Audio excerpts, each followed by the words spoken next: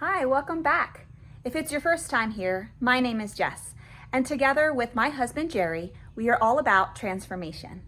In this week's episode, we will transform our outdoor spaces, cozying them up a bit for fall. From thrifting to DIY, we do it all. It's gonna be fun. Let's go. The first thing we had to do was clear off the deck. A lot of these items came from Pennsylvania.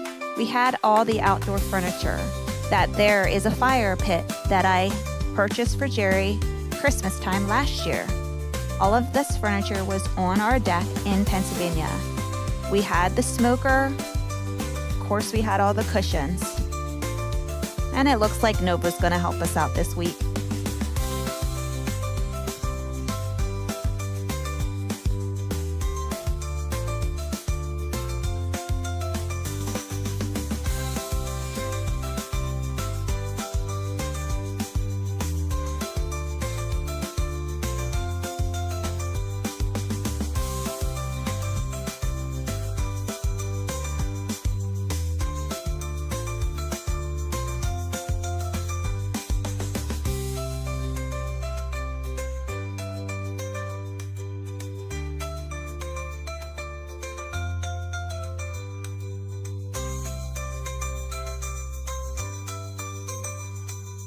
The next step was to power wash everything.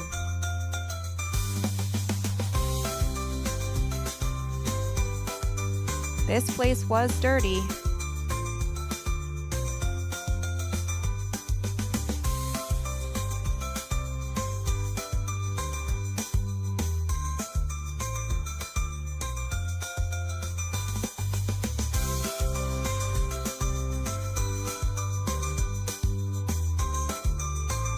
After power washing, I removed the screens and cleaned the windows. Clean windows just make everything feel clean.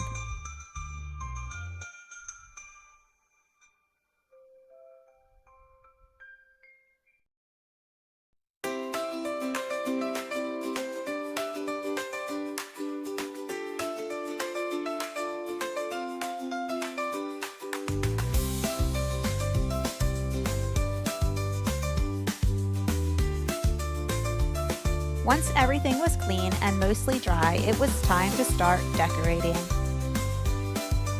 This rug I found at Ollie's for $65. It is an indoor-outdoor rug, so they do tend to run cheaper. But at Lowe's, I feel like I would have spent $200 on this rug.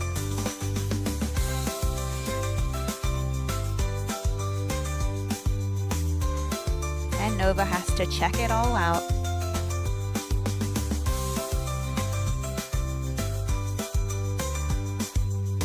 And I have to be honest here. Years ago, this would bother me. I got a brand new rug and here my dog is walking all over it. But I've come to learn that stuff is just not as important as relationships. And we love Nova. We want her to feel like this is her home too. Don't get me wrong, everything has boundaries. I would definitely not want her running over it after she's been running out in a muddy pasture.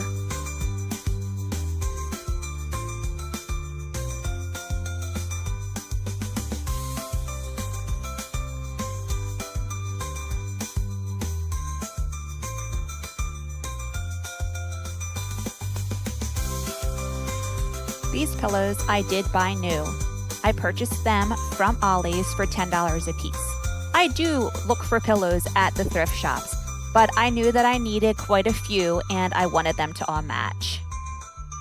Here I am using a program called Creative Fabrica. I wanted to make a decorative pillow with a pumpkin on it to put on the large sofa on the porch in the middle of the pillow collection. Once I found the perfect pumpkin, I went ahead and printed it on Cricut Transfer iron-on paper. I purchased some blank pillow covers from Amazon. I printed the pumpkin image out on the transfer paper and then I ironed it on the pillowcase. It is really neat how this stuff works. After the image is printed, I cut it out and then peeled the backing off of the transfer paper. placed parchment paper over the image to protect it, and then pressed the iron to attach the image to the pillowcase.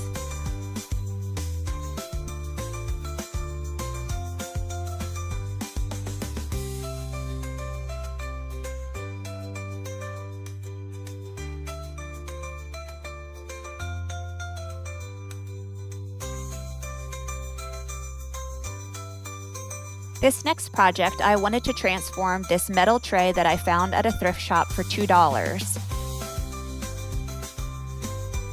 I put painter's tape on the wooden handles so that I would not get the spray paint on them.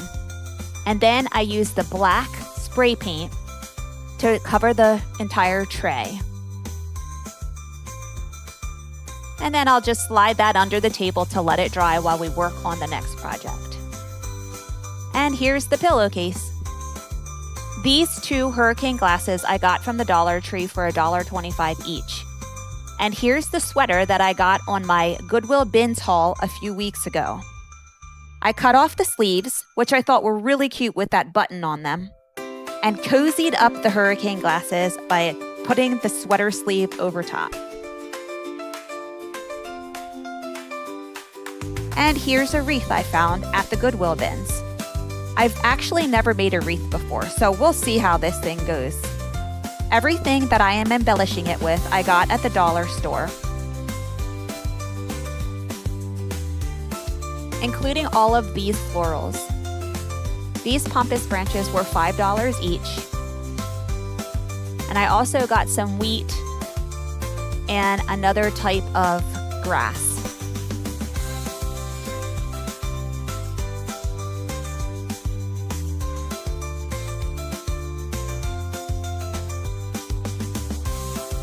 I also found this piece of wallpaper at the Dollar Tree for $1.25.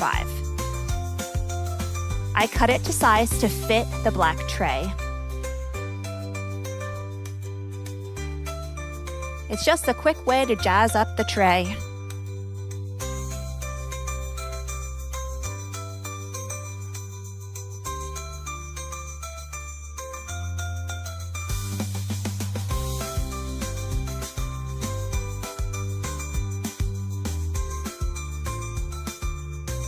For $3 and a little bit of elbow grease and creativity, we have something really pretty.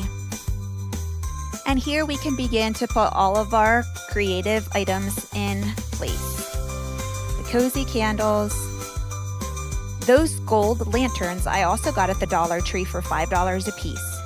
That stackable pumpkin, yep, Dollar Tree, $7. These pumpkins I had from last year. I did spray paint the one. And my Goodwill lantern finds.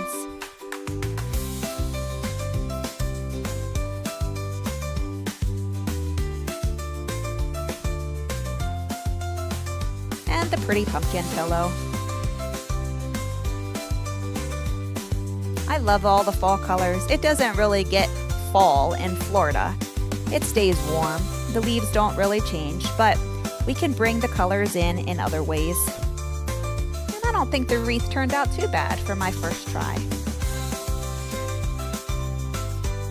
Okay guys, so those stackable pumpkins were giving me snowman vibes. So I thought maybe if I'd add some texture and a little bit of color, it would help with that. Here I'm just spraying on the Smoky Beige by Rust-Oleum to give it a little bit more depth and color. And then Rust-Oleum also makes a textured stone spray paint. So after I put painter's tape on the stem to protect the little pumpkin, I went ahead and sprayed the textured spray paint on the pumpkins. It really does help give it a stone-like appearance. I may never unsee the snowman, but at least this helps dress it up a little bit. What do you think?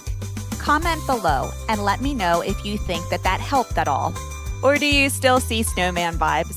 I found this little flower arrangement at Goodwill. I thought it was super cute, however, I knew that it needed to be fuller and I wanted to give the color more of a fall feel.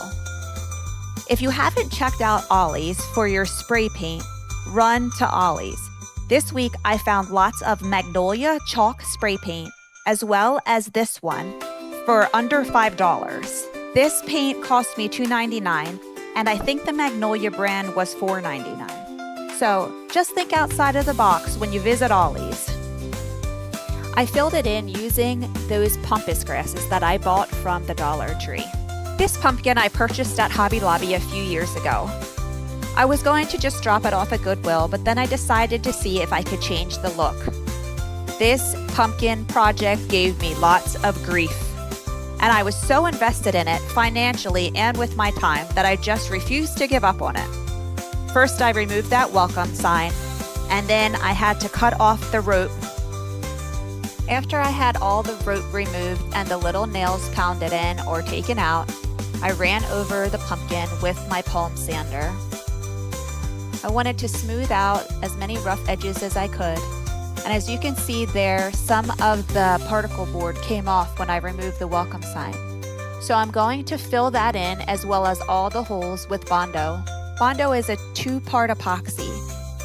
You mix it with a hardener cream and spread it on, and it gets super hard, but it also dries really fast, so you have to work fast. After everything was filled in and dried, I got my palm sander out again and sanded all the Bondo down smooth. The leaves on this pumpkin were metal, so I began painting them with a Krylon Rust Protector. It's a red oxide primer. I also alternated between the Rust-Oleum in the green and the Rust-Oleum Smoky Beige. I did use this stone spray paint on the entire pumpkin as well. I was hoping that if there was any bumps from the Bondo, that the stone paint would help hide those imperfections. And I was so happy that my Cricut Maker machine made it back from Pennsylvania in the U-Haul. I wanted to print out the word welcome to put on the pumpkin to add to our porch decor. After the Cricut did its job, I went ahead and used a weeding tool to weed out the letters for the welcome sign. This is going to create a stencil so that I can place this over top of the pumpkin, and then I'll use black paint and a sponge pouncer to pounce on the paint, creating the word welcome on the pumpkin. I did give the pumpkin a coat of the Krylon Ruddy Brown color, and then I used my sponge sander to distress the edges. Here I'm using a pouncer to put brown paint on the stem. After the vinyl is printed, in order to get it onto the surface that you want to put it on, you use transfer paper. And here is where things start to get messy. The transfer paper did not want to pull nicely away from the vinyl. I started getting bubbling, and it would pull the little leaves right out of those stems. It started stretching the letters themselves. It just started to be a disaster. But I kept going with it, and I thought that I could fix it with my scraper tool. I felt like I got the vinyl smooth enough to give it a try. So I very carefully pounced black paint onto the pumpkin through the stencil using the pouncing tool. After it dried, I removed the vinyl, and then I used the weeding tool to take out the center of the letters and the little leaves that were on that stem. As you could see, those little white specks, that was paint that pulled off when I pulled the vinyl away from the pumpkin. I thought that maybe I could fix that, so I spray painted some spray paint onto a plate, and with a paintbrush, I touched up all those little spots. There were also some spots in the black letters, so I used a painting sponge and tried to touch them up with black paint. And when it dried, you could see all of the places I tried to touch up. So then I tried to put the Rust-Oleum Java glaze over top. That did not help either. So I started over. I painted over the pumpkin with the Krylon Ruddy Brown paint again. I decided not to go the Cricut route, and instead I used these floral rub-on transfers to decorate the pumpkin.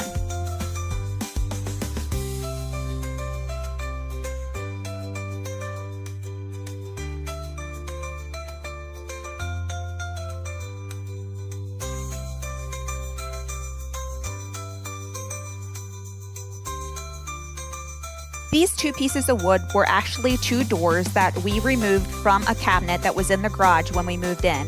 The owner told us just to go ahead and put the cabinet in the burn pile. So I saw the opportunity to save the doors and do something different with them. Oh, Nova, she found a baguette in the field that we threw out there for the birds. She'll have fun with that for a while. After sanding down the board, I gave it a quick coat of black spray paint. Then I used the Cricut machine to make a stencil to have a sign on our front porch, which you'll see later. I gave the front porch a good cleaning. Jerry power washed it for me, and then I wiped down the doors and the light, swept off the porch, added a rug and some rocking chairs, and that little table we created as well. It was a tray that we found from Goodwill that we gave a quick coat of spray paint, and Jerry used a little bit of hot glue to glue the top to a base that we had. These mums I got at our local farmer's market, and then I went to the oak tree that has naturally occurring Spanish moss and filled in the top of the planter. And here's the sign that I created for our front porch using the Cricut machine and the door that we took off of that cabinet.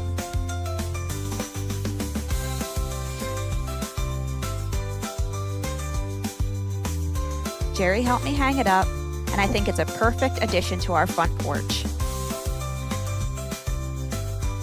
Those chairs are the chairs that I got when I went to Habitat for Humanity. They cost me $10 a piece. And these turkey pillows, I used the same method that I used for the pumpkin pillow with the Cricut iron-on transfer paper. I felt like that wreath was getting a little squished in the door, but look, the pumpkin came out very nice. It was worth the investment.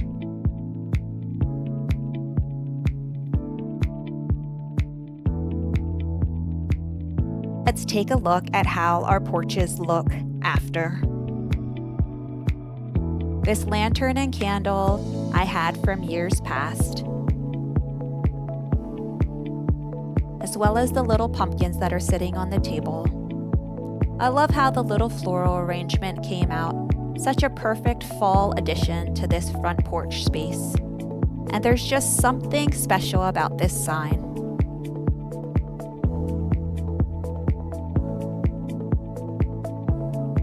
And oh, the grief of this pumpkin.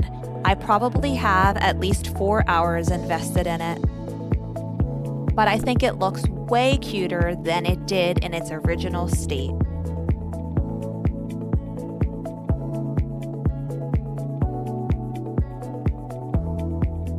Now I just need to remember to water these mums. I love the wooden chairs and the pop of color that these turkey pillows give to this front porch.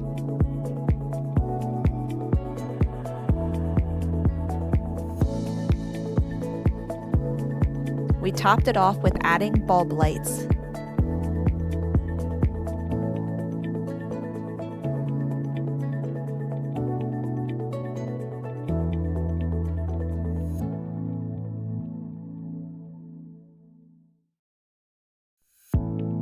These sidewalks were overgrown, so Jerry cut back all of the flowers and gave the sidewalk a good power wash.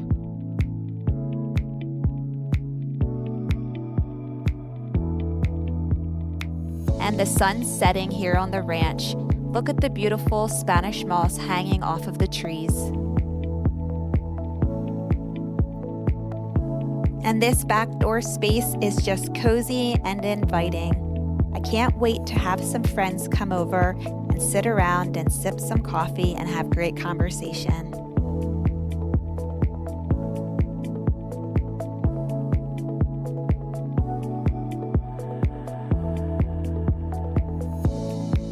Don't those candles just look so cozy?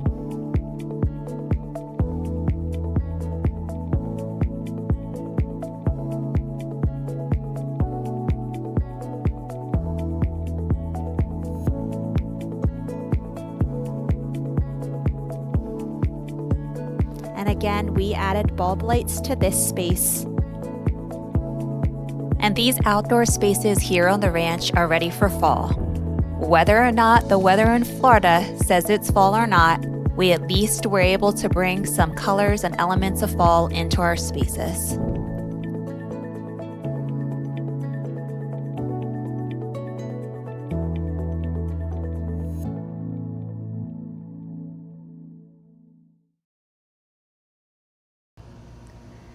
Well, that wraps up this week's episode. I hope that we inspired you to cozy up your outdoor spaces, knowing that you don't have to break the bank to do so. Could you do me a favor? Could you hit that like button, subscribe to my channel so that you never miss an episode, and share it with a friend? Oh, also, can you comment below and let me know what was your favorite DIY that we did this week? Okay, see you next week, friends. Bye-bye.